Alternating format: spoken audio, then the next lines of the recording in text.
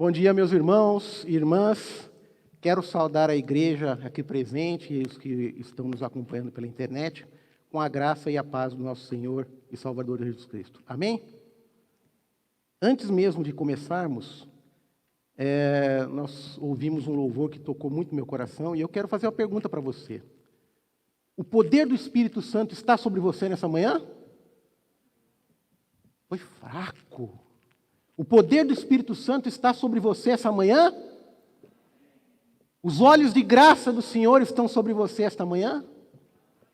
Então tudo está muito bem, para a honra e glória do Senhor. O Espírito do Senhor colocou no meu coração para compartilhar com vocês uma palavra nesta manhã, que é um versículo bíblico que está muito famoso, tem sido muito utilizado, como vários versículos bíblicos que se usam, mas sem o devido contexto, sem a devida análise do que efetivamente se contém nesse versículo. E o versículo do qual eu falo é o versículo João 8,32. E conhecereis a verdade, e a verdade vos libertará. Esse versículo está muito famoso, só que ele tem um contexto. Quando o Senhor Jesus disse isso, para que nós compreendamos exatamente o que ele quis falar. E ele quis falar da verdadeira liberdade que encontramos apenas em Jesus Cristo, no Filho de Deus, no Deus vivo que esteve aqui conosco. Nós precisamos entender o que acontecia antes e o que ele disse depois. Então, dito isso, eu convido os irmãos para que abram as suas Bíblias no Evangelho de Jesus Cristo segundo o apóstolo João, capítulo 8, onde faremos a leitura dos versículos 28 até 36. João 8, 28 a 36. Diz a palavra do Senhor. Disse-lhes, pois, Jesus: quando levantardes o Filho do Homem, então sabereis que eu sou, e que nada faço por mim mesmo, mas falo como o Pai me ensinou. E aquele que me enviou está comigo, e não me deixou só, porque eu faço sempre o que lhe agrada. Ditas essas coisas, muitos creram nele. Disse, pois, Jesus aos judeus que haviam crido nele: se vós permanecerdes na minha palavra, sois verdadeiramente meus discípulos, e conhecereis a verdade, e a verdade vos libertará. Responderam-lhe: somos descendência de Abraão, e jamais fomos escravos de alguém. Como dizes tu, sereis livres? Replicou-lhes Jesus: em verdade vos digo, todo que comete pecado é escravo do pecado. O escravo não fica sempre na casa, o filho sim, para sempre. Se, pois, o Filho vos libertar, verdadeiramente sereis livres. Glória a Deus pela palavra do Senhor. Façamos uma oração breve para que o Espírito de Deus nos abençoe e nos ilumine com a verdade. Deus Santo, poderoso, te agradecemos, Senhor, pela porção maravilhosa da Tua palavra, pelos ensinos benditos que só por meio dela podemos alcançar. Abençoa, Senhor, o Teu povo, quebranta os corações para que a Tua mensagem, a verdade do Senhor seja revelada neste momento, em nome de Jesus. Amém. Para que nós entendamos o contexto de tudo isso que está acontecendo, nós precisamos voltar um pouquinho no Evangelho de João. E eu convido vocês a voltarem lá no capítulo 6 de João. Vamos passar rapidamente, apenas para que tenhamos um contexto do que estava acontecendo. Jesus estava, no capítulo 6, no período da Páscoa, na Galileia. E lá aconteceu um dos maiores milagres que Jesus realizou e que aparece nos 4 evangelhos, que é o milagre da multiplicação dos pães. Onde ele alimentou ali uma multidão que estava escutando a sua pregação e os seus ensinos, onde a Bíblia diz que são 5.000 homens. E, portanto, se acrescentarmos as mulheres e as crianças que ali estavam, chegaremos facilmente a uma conta de 20.000 pessoas. Jesus alimentou 20.000 pessoas, multiplicando o pouquinho de alimento que eles tinham ali. Um dos maiores milagres bíblicos que nós vimos e que aparece nos 4 evangelhos com toda a sua glória, manifestando Jesus ali o seu poder. Mas no dia seguinte, logo após fazer esse grande milagre, Jesus, que estava ali no seu ministério seguindo, ele andava e os discípulos resolveram ir a Cafarnaum. montaram no seu barco para atravessar o mar da Galileia, e Jesus, mais uma vez, de forma milagrosa, foi até os discípulos andando sobre o mar, andando sobre as águas, mostrando todo o seu poder, a sua divindade, àqueles que com ele andavam, que eram os seus discípulos mais próximos, e eles se assustaram ao ver Jesus no mar, caminhando sobre as águas. A multidão acordou percebendo que Jesus não estava ali, procurou por Jesus e percebendo que eles estavam em Cafarnaum, foram atrás de Jesus. Aquela multidão que estava ali, estava seguindo a Jesus porque criam em Jesus, não porque queriam ver os milagres que ele fazia.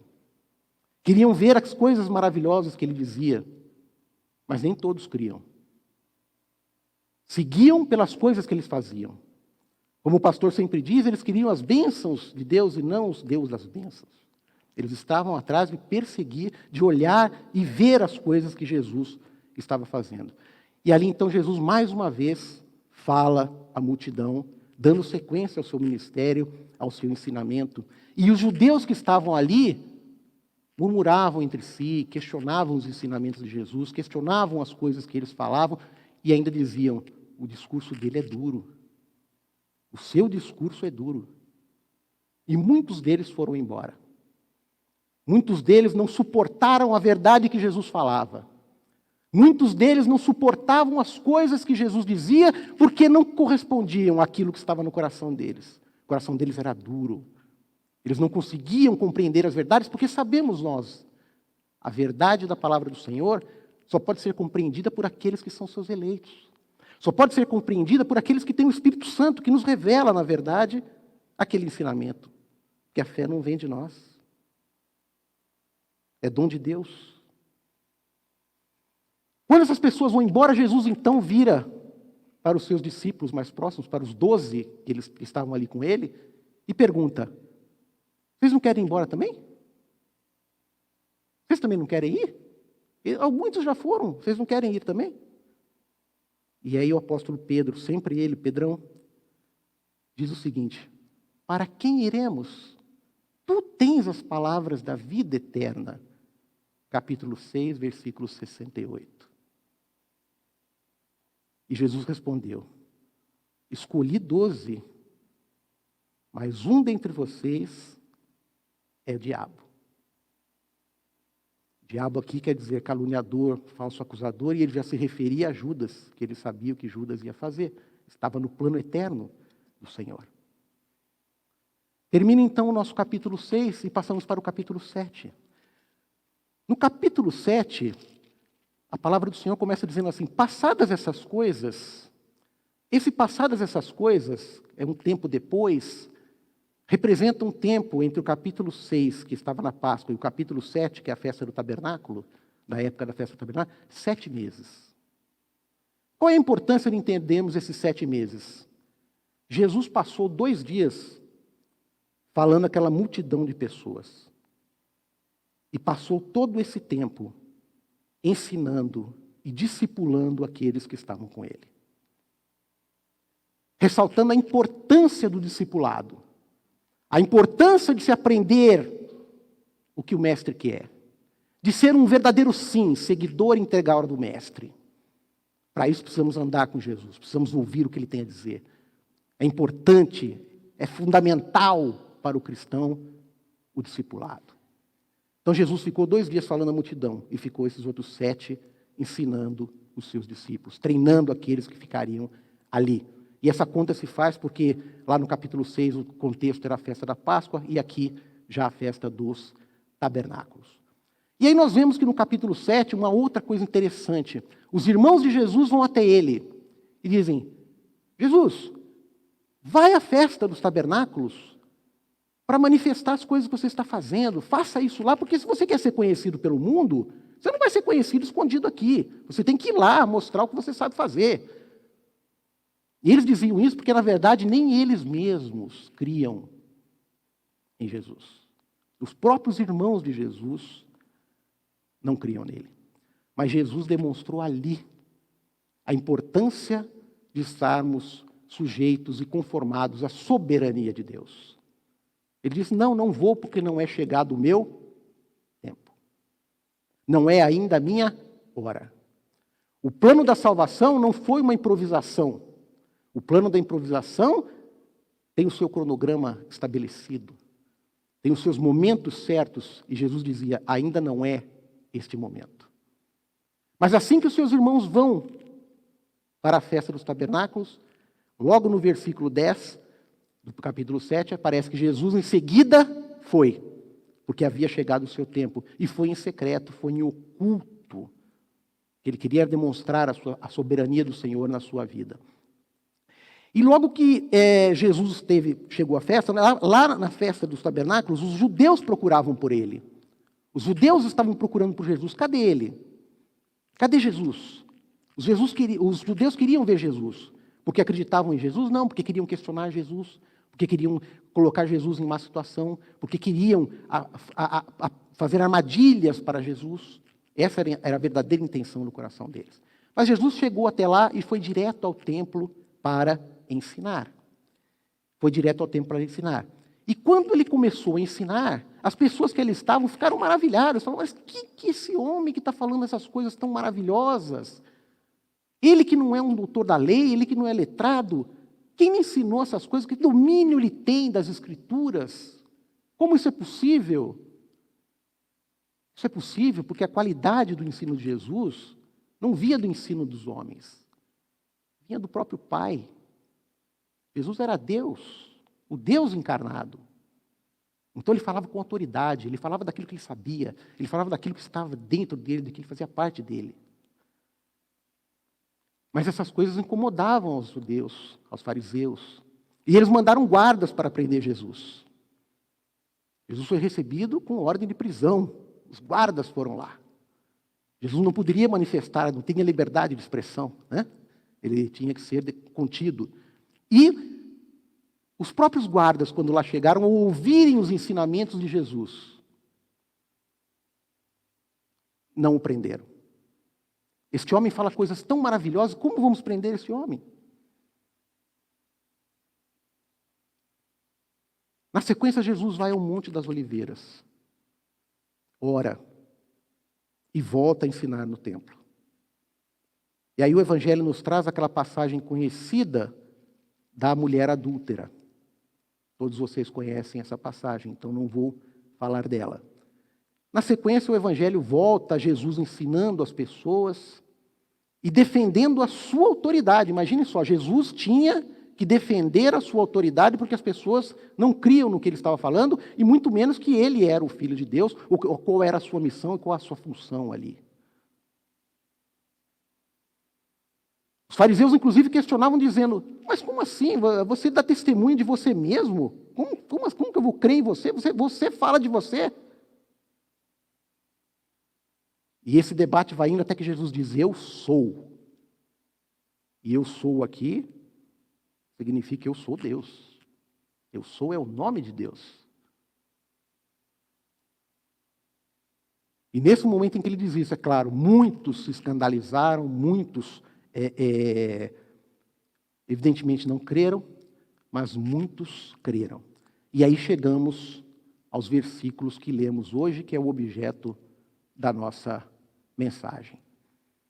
Em João 8:28, Jesus já diz assim, disse-lhe foi Jesus, quando levantardes o Filho do Homem, então sabereis que eu sou, e que nada faço por mim mesmo, mas falo como o Pai me ensinou. Jesus aqui já estava antecipando a eles o momento da sua crucificação, quando ele seria levantado no madeiro. E muitos dos que ali estivessem assistindo aquela crucificação, perceberiam naquele momento que ele era o Filho de Deus, e o erro que haviam cometido, o engano que haviam cometido, e como estavam redondamente equivocados com relação a quem era Jesus. E o desespero tomaria conta de muitos, que percebendo que haviam crucificado o Filho de Deus, sabiam que teriam feito coisas horríveis. Mas, o que é importante aqui, é que nos versículos 31 e 32, vem então a famosa frase, e conhecereis a verdade, e a verdade vos libertará. O versículo 31 diz assim, disse, pois, Jesus aos judeus que haviam crido nele, se permanecerdes na minha palavra, sois verdadeiramente meus discípulos, e conhecereis a verdade, e a verdade vos libertará. Primeira coisa nós vemos aqui. Disse Jesus a quem? Aos judeus que haviam crido nele. A primeira condição para que possamos conhecer a verdade, para que possamos entender o que Jesus diz, para que possamos efetivamente ser discípulos, é crer. Então Jesus disse aos judeus que haviam crido nele. E além disso, há um se permanecerdes nas minhas palavras, sois verdadeiramente meus discípulos. Então nós temos aqui duas condições para começarmos a conhecer a verdade. A primeira, a fé. E essa não vem de nós, essa é dom de Deus. Esse é o passo de Deus em nossa direção. Isso é o que Deus faz por nós. É um ato monérgico, é um ato unilateral, que decorre exclusivamente da misericórdia e do amor de Deus, que olha para nós como pecadores, mas ainda assim tem misericórdia. Apesar de todas as nossas falhas, apesar de todo o nosso pecado, da nossa teimosia, Deus olha para nós com misericórdia. E pela sua graça, Ele dá o primeiro passo. E pela ação do Espírito Santo, conseguimos ter fé. A fé que salva. Recebemos o Espírito Santo que regenera. Mas aí tem o segundo passo. Se permanecerdes na minha palavra. Aí vem a santificação. Vem a necessidade de permanecer andando nos caminhos do Senhor. De permanecer estudando a palavra do Senhor. A perseverança daqueles que são santos, que são escolhidos, que são separados.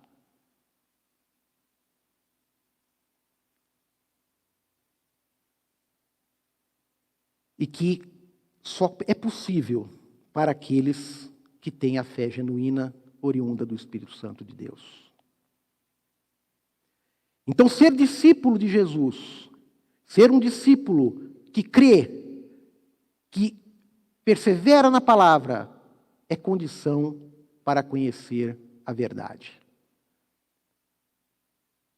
Disse aos judeus que haviam crido nele, se permanecerem nas minhas palavras, sois meus discípulos e conhecereis a verdade. Mas que verdade é essa? Que verdade é essa que eles conhecerão sendo discípulos? E apenas e tão somente sendo discípulos? Nós não estamos falando aqui apenas de uma verdade fática. Do que está acontecendo aqui. O que aconteceu aqui é verdade, é mentira. O que o irmãozinho contou é verdade, é mentira. Isso que estão dizendo é verdade ou é mentira.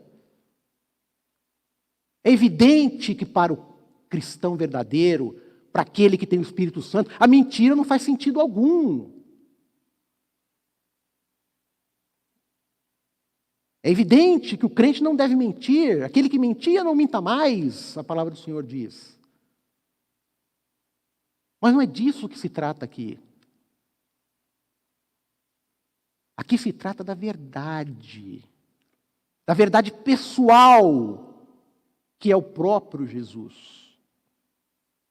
Ele é a verdade que nós precisamos conhecer. E logo mais à frente, aqui no Evangelho de João, no capítulo 14, versículo 6, Jesus vai dizer isso ao apóstolo que precisava ver para crer, Tomé. Jesus diz exatamente isso a Moisés, a Tomé. Eu sou o caminho e a verdade e a vida. Ninguém vem ao Pai senão por mim. Então a verdade de que falamos aqui, e que para conhecermos precisamos ser discípulos de Jesus,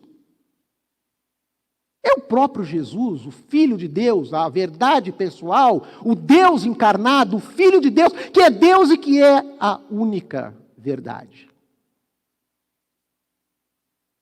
Essa é a verdade de que se trata aqui. E que também é o único caminho para a vida eterna.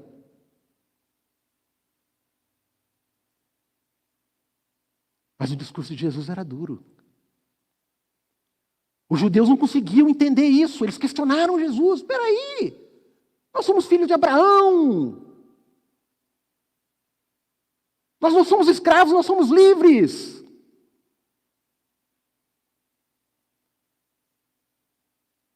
E aí Jesus precisa desenhar.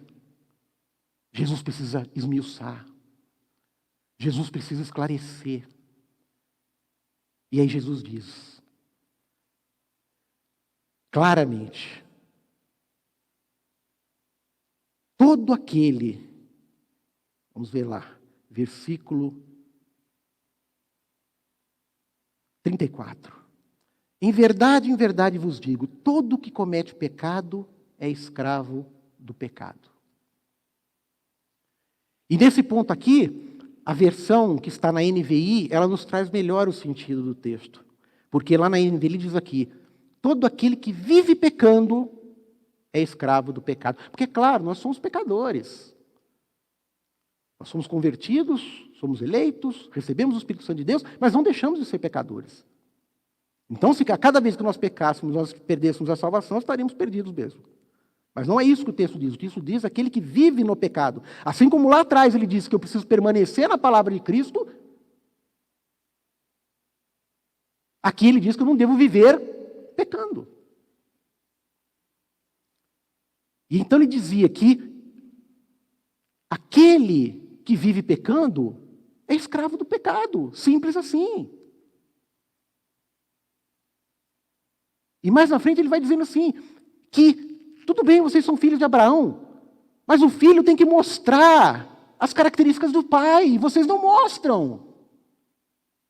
Abraão cria em Deus, Abraão tinha fé no Senhor, Abraão obedecia ao Senhor.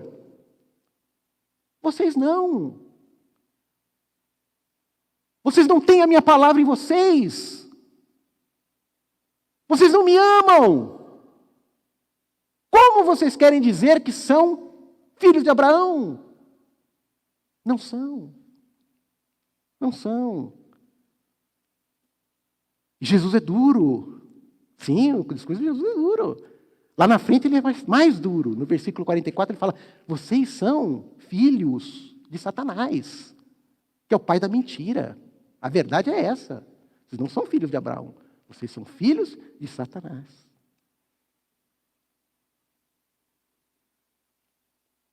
E após dizer tudo isso, Jesus encerra esse trecho aqui, no versículo 36, dizendo: se, pois, o Filho vos libertar, verdadeiramente sereis livres.